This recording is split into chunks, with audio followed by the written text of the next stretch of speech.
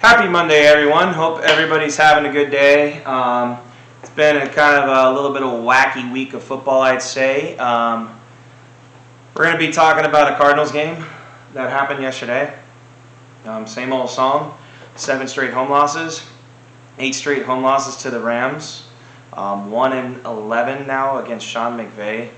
Yeah, it's not. It has not been pretty for the Arizona Cardinals against the Los Angeles Rams. And yesterday was an extremely frustrating game, which we're going to go into right now. Please, if you want to throw something while you're watching this video, just make sure it's something that's not expensive. Don't throw your laptop, computer. Maybe just throw a pillow, and don't throw it at a television or a MacBook computer or your pet. Be nice to your pets. Be nice to your child. Ladies, if you need to throw a pillow at your husband, you have my permission. Sometimes we need to have pillows thrown at us. Anyways, let's talk about it. As you can see, very, very, very somber. Number one, 3 reasons why we lost. 1, the bad start. The Cardinals have now been outscored 31-0 in the first quarter of this season. The Cardinals, if you combine the 3 games, they've been outscored 47-0 before the Cardinals scored. Fell down 13-0 to the Rams early, 10-0 in the first quarter. Of course, the first drive, they go 3 and out. Kyler Murray misses an open Zach Ertz and throws a fade to A.J. Green, who, let's just say A.J. Green is not the guy he was 5 years ago. And Jalen Ramsey predictably broke up the pass. Jalen Ramsey's at worst the top 5 corner in the game. At best, the top 2 corner in the game. I don't know why you're throwing a fade to A.J. Green on 3rd and 2 on Jalen Ramsey. Just saying, Kyler. Just saying, buddy. I don't know what you're doing. And then they get a block punt. The Cardinals defense actually holds serve on a miscommunication on 3rd and goal with Stafford and I believe it was Allen Robinson. They settle for a field goal, but then on the second drive, the Cardinals go 3 and out. The Rams go straight down the field very quickly. Cooper Kupp to the house on a jet sweep, 20 yards, touchdown, 10-0. Then all of a sudden, before you know it, it's 13-0. The Cardinals claw back. But the bad start, when you fall down 13-0 to a good football team, which the Rams still are, not a great football team, but a good football team, you're probably going to lose. They're not the Raiders. They're not, the Vegas Raiders. They're not gonna let you back in it. Number 2, the Cardinals did not finish drives. So what do I mean by that? Well, the Cardinals had 365 yards of offense, ran 90 plays in the game.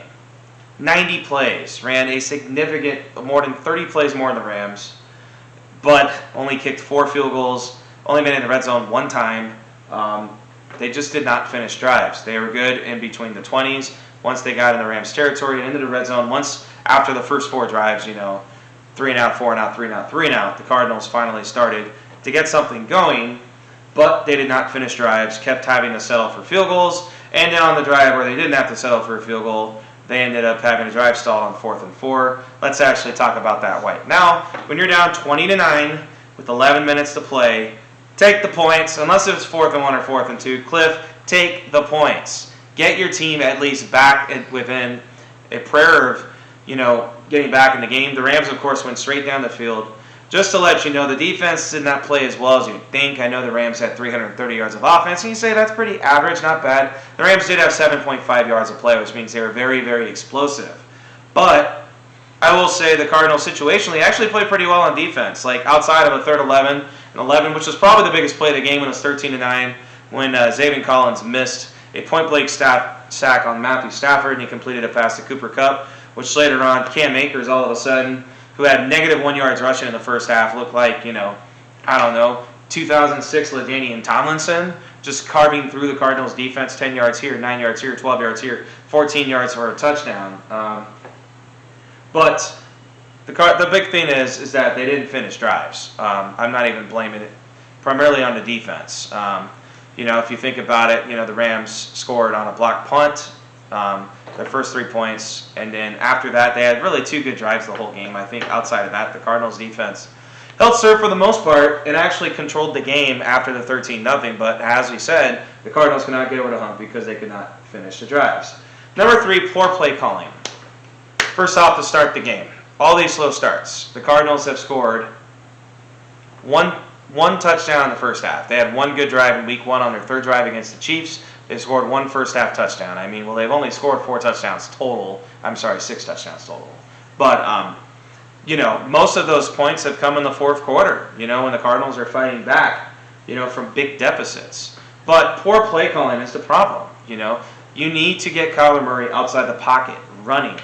Kyler Murray is a terror when he's on the move. And it's having to be a pocket passer early in the games, and it's just not working. And then late in the game, I'll say some of it's Kyler Murray just going on the check down, giving what the defense gave him. But also, Kyler and Cliff need to have a sense of urgency. When you're down by 2 scores with 8.5 minutes left, you should, especially only if you get a field goal when you're down 11 points, you should be able to have, if you have 8.5 minutes left, you should have 3 or 4 minutes left, maybe kick the ball deep and have all your timeouts, and the Rams at least have to get a couple first downs to ice the game. Instead, the Cardinals take 7 minutes off the clock, and by the time the Rams recover the outside kick, of course, Cooper Kupp on the hands team, smart, because Sean McVay's smart, the game was over. The Rams, all they had to do was take a couple knees and game over, see you later, alligator. And that is just poor play calling, especially on third down. You're throwing a bubble screen on 3rd and 10 with under 2 minutes left, 2 timeouts. Cardinals are forced to call a timeout. So even if, say, you throw an incomplete pass and the Rams recover the onside kick, maybe you can get a 3 and out and get the ball back with, 40 seconds left. You never know. Kyler Murray, remember Hail Murray against the Bills when the Cardinals were able to score with 25 seconds left, a touchdown to win the game? You never know with Kyler Murray in clutch situations, just because he can make so many things happen, catch a defense off guard, possibly scramble out of the pocket and get 25 yards on a run. Give yourselves a chance at a Hail Mary. I know without A.J. Green or DeAndre Hopkins are, probably not going to catch the Hail Mary, but at least get yourself in a position. You never know. It's football. Maybe you get a flag. Maybe you get a tip ball. But the Cardinals didn't even give themselves a chance because of the poor play calling, the poor clock management, the poor execution. This is a poorly coached team, guys. I know that the Cardinals fans, beat writers we're really baffled why Cliff Kingsbury got this contract extension after the way they finished last year. Not saying he should have lost his job, but I'm saying he should have at least earned the contract extension. The Cardinals look like one of the worst. I mean, I had them up there a little bit in the power rankings. They're going to have to drop probably into the bottom 10 this week, to be honest with you. They look like, are they as bad as even the 2-1 Bears, the 2-1 Giants? No, I think they're better than those teams. I think they're better than Houston. I think they're better than the Falcons, the Seahawks, Washington, the Jets, Pittsburgh. They're better than those teams. Maybe I named 10 teams, but I guess they're better than the Raiders since they beat them. But are they really better than the Raiders? I don't know. The Raiders have been in every game they played this year, and they've had opportunities to win every game they played this year. Can't say that about the Cardinals, really, in this game against the Rams, if you think about it. The only chance the Cardinals had to tie the game was their first drive of the second half when they settled for a field goal down 13-9. Otherwise, the entire game, they were chasing pretty much down 2 scores to the Rams. So you could say 20-12, it wasn't a high-scoring game. It was a competitive game, sort of, but the Cardinals never really, outside of maybe in the third quarter, really had a chance to really win the football game. And they have themselves to blame. I mean, really, you saw the game on the field. I mean, did the Rams look like they were extremely superior to the Cardinals? I don't know. Maybe. But they're very gettable. Like, they're definitely not the team they were last year. And, neither the Cardinals are not the team they were last year. So what's next? All right. So now the Cardinals are going to Carolina. Where, believe it or not, the most competitive they've played since the 2014 season against the Carolina Panthers was actually a game that Ryan Lindley started when the team had the lowest amount of total yardage, 76 yards in the modern era. In that game, the Cardinals lost 27-16. That is actually the most competitive the Cardinals have been against the Carolina Panthers. They got blown out in 2014. They got blown out in the NFC Championship game in 2015. They got blown out in 2016. They got blown out in 2019. They got blown out in 2021. And now this year they go to Carolina. Carolina has a pretty good defense. Baker Mayfield has been, he's made a big play pretty much every week, Actually, last week, the Laviska Shenault actually made the big play Baker Mayfield was pretty underwhelming last week. He still is an upgrade over Sam Darnold. But the thing is that Carolina is actually favored in this game. And when the schedule came out, if you thought the Cardinals were going to be an underdog to the Panthers in Week 4, I would have said hell no. But yeah, the Cardinals are an underdog. Their Cardinals are not going to be favored until they play at Seattle. They probably, even if they lose the next couple of weeks, would probably still be favored against Seattle in Week 6. But that's even questionable. They're going to be a home dog to the Eagles in 2 weeks, almost guaranteed. At least a field goal home dog. And so far they're a point underdog to Carolina. That line might grow with just how bad the Cardinals have looked and with the history. I mean, as I've said, the Cardinals have been getting blown out, as I said, 2014, 2015, 2016, 2018. I'm sorry, I didn't play them in 2018. 2019, 2020, 2021.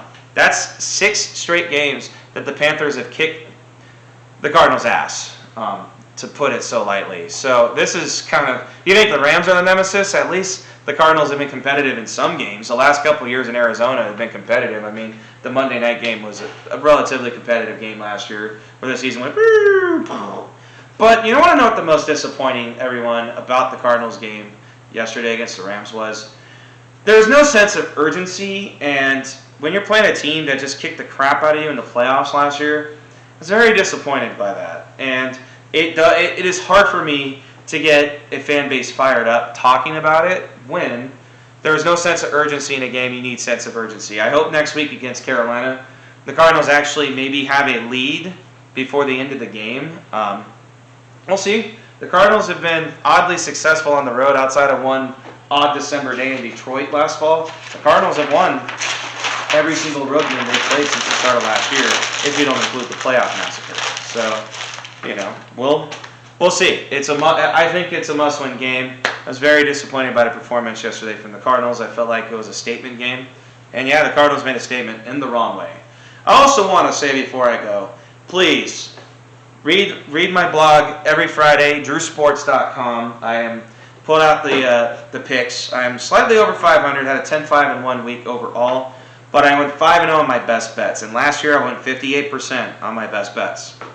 This year I'm aiming for 60, 11-6 so far this year. So 11-6, if you think about it, that is about 64% because of my 5-0 week. And I know I got off to an 0-2 start and was getting just drilled after I picked Hawaii to cover against Vanderbilt and lost by 53 points. And then the following week I picked Oregon to cover against Georgia, even though they were a 17-point underdog, and they lost by 46 points. Maybe I should have just picked Kent State against Georgia, because I guess Kent State's the only team in college football that can actually stay within 3 scores of the number 1 team in the nation.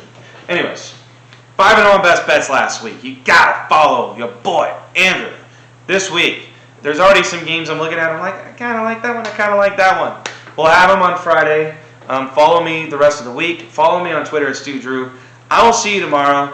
We're gonna move on. We're gonna talk about the Cardinals Panthers. We're gonna get fired up. The sky is not falling. The Cardinals are 1-2. San Francisco lost as well last night, 11-10. You think Niners fans are feeling good right now? Yeah, no. Anyways, have a good day.